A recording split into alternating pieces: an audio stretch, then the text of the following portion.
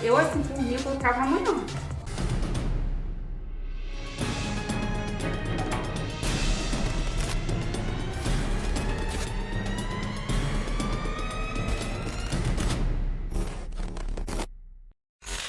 Fala, meus amigos, aqui é o Evandro Perninha, eu estou em Conceição de Jacareí, Mangaratiba, Rio de Janeiro. No centro do nosso distrito, nossas crianças são atendidas na creche Denise Mendes Lopes de Souza, Colégio Hermínia de Oliveira Matos e Glauber dos Santos Borges. Eu fiz uma enquete no meu Instagram perguntando o que a população, principalmente os pais que têm filhos nas escolas de Conceição de Jacareí, o que eles acham sobre o retorno ou não retorno nas escolas para as aulas presenciais. 83% são a favor do retorno das aulas presenciais. As crianças daqui que estudam na rede pública, que seus pais querem que elas retornem para as aulas presenciais, precisam colocá-las numa explicadora ou numa escola privada, que continua funcionando normalmente, adotando regras sanitárias.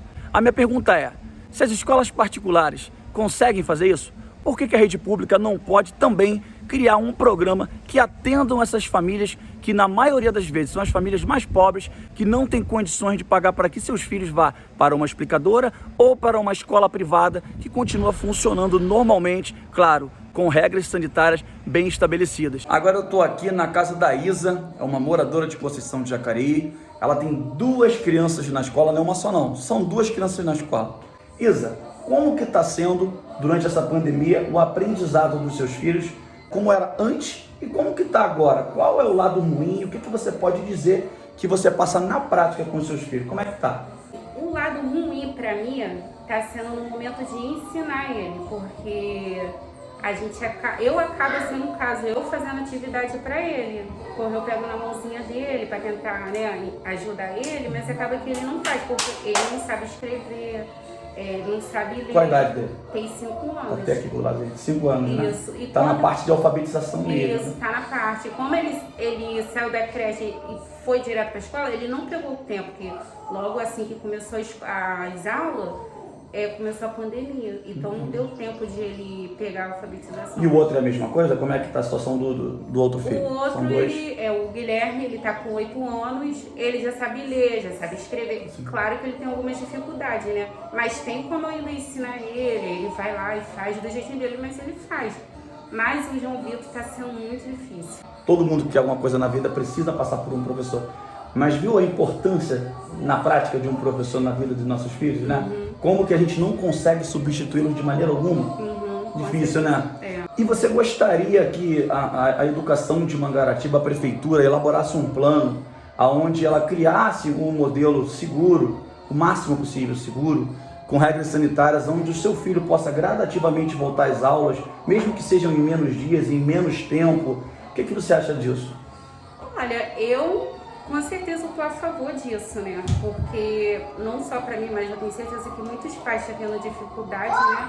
E tendo uma boa higienização, né? E eles fazendo, seguindo as regras direitinho, eu tenho certeza que as crianças elas vão estar bem cuidadas e não vai ter esse risco de pegar. Na minha enquete, que não é uma enquete oficial, 83% dos pais que participaram são a favor do retorno às aulas, mas ser discutido como, qual estrutura montar, mesmo que diminua a quantidade de dias na escola, mas tem que ser discutido isso, porque é o que a gente falou esses dias. A gente pensava que podia ser 8 meses do vírus, já passou um ano, está indo para o segundo, e se demorar 4, 5 anos? A gente não pode, daqui 3, 4 anos, tomar uma atitude, né? E muitos pais também, assim, não têm condições de pagar uma explicadora. Sim. Né? Acaba que quem tem mais condição consegue driblar essa dificuldade e, na maioria das vezes, a maioria dos pais são mais humildes da rede pública. Então, quer dizer o seguinte, aquele que tem mais capital, ele consegue driblar as dificuldades que o vírus nos impõe e jogar o filho ou numa explicadora ou num colégio particular, né? Porque dar aula, mesmo aquele que tem muita condição, tá difícil.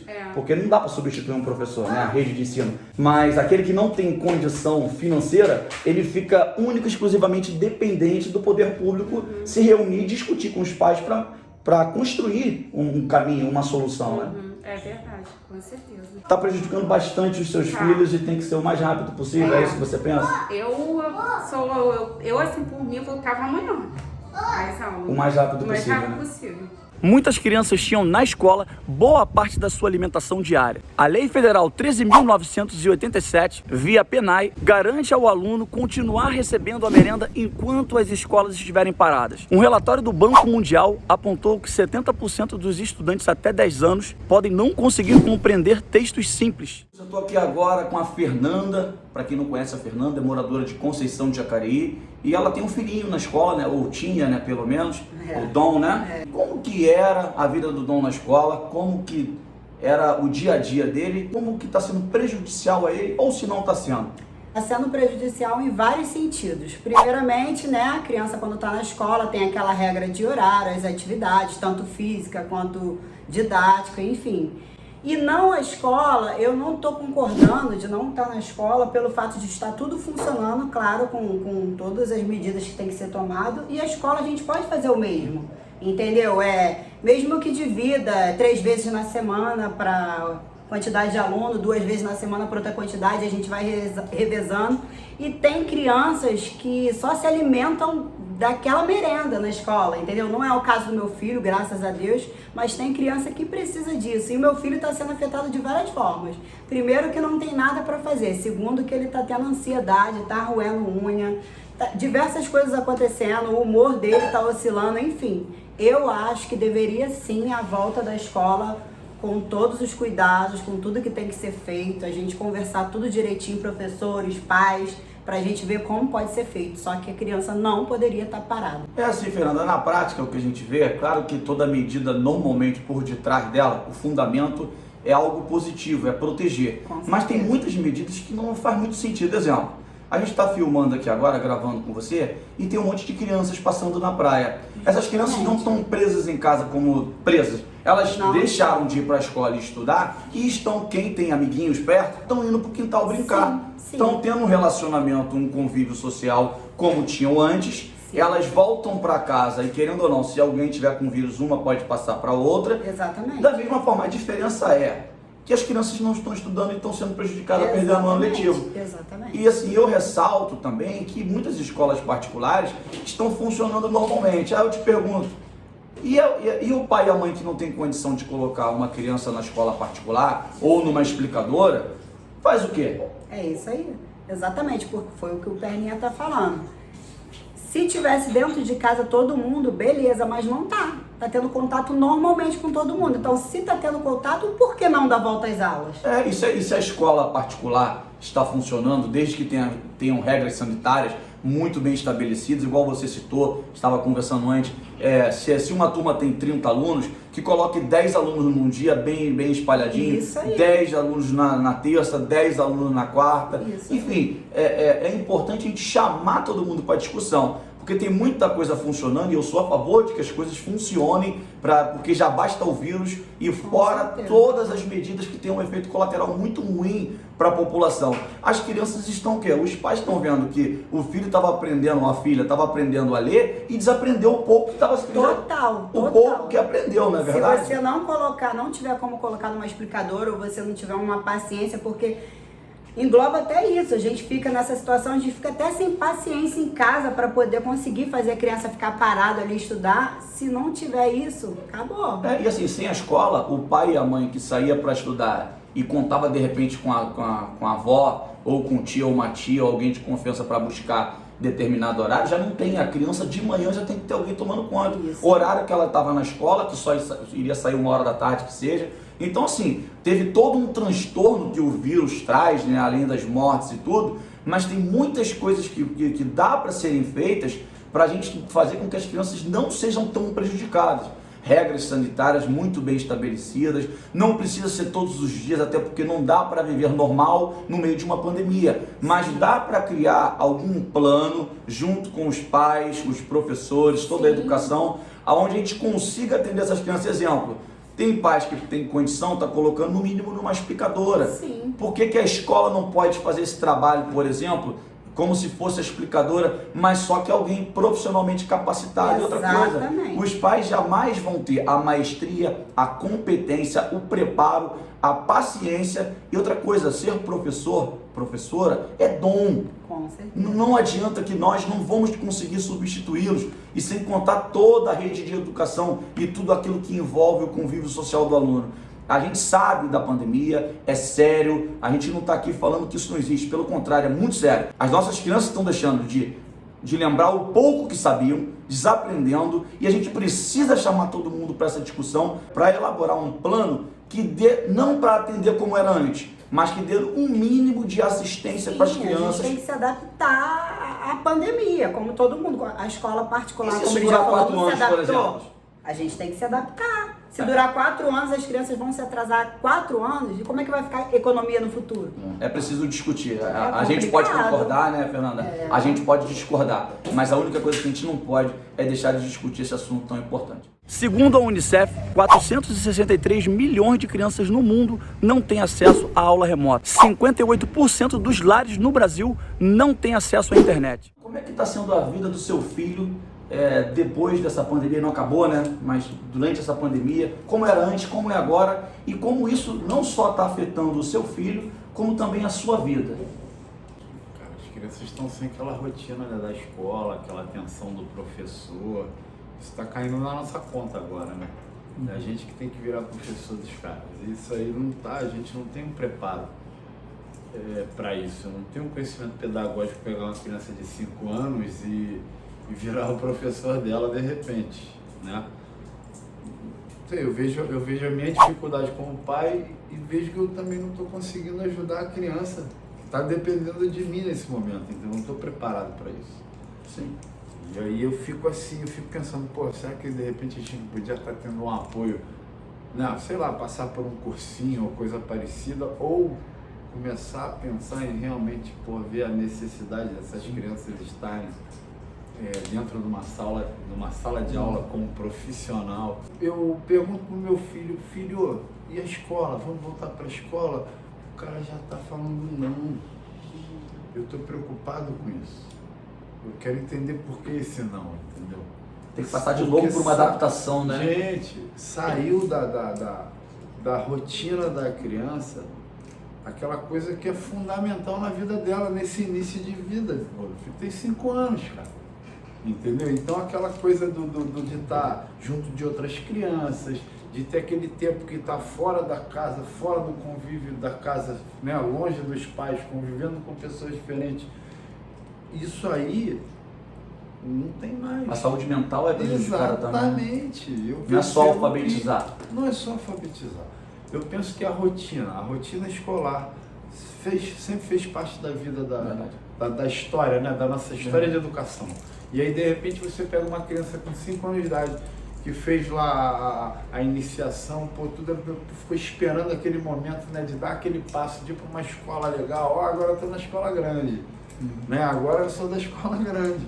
E aí, de repente, isso breca do nada e vai para um ano, cara, que tá brecado, que tá parado. E tá indo já para outro, na verdade, né? E aí?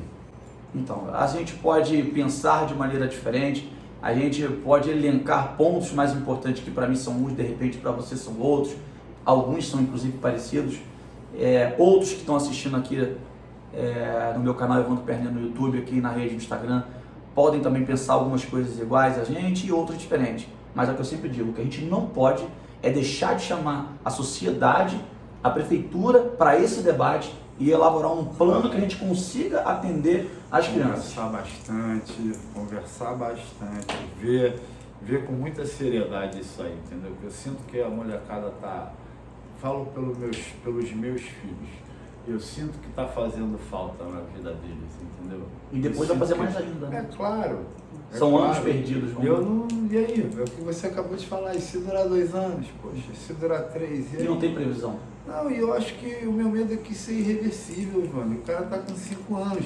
Se ele não aprender a gostar da escola agora, ele vai aprender com quantos anos? Na idade de que tu já tá decidindo se gosta ou não? Sim.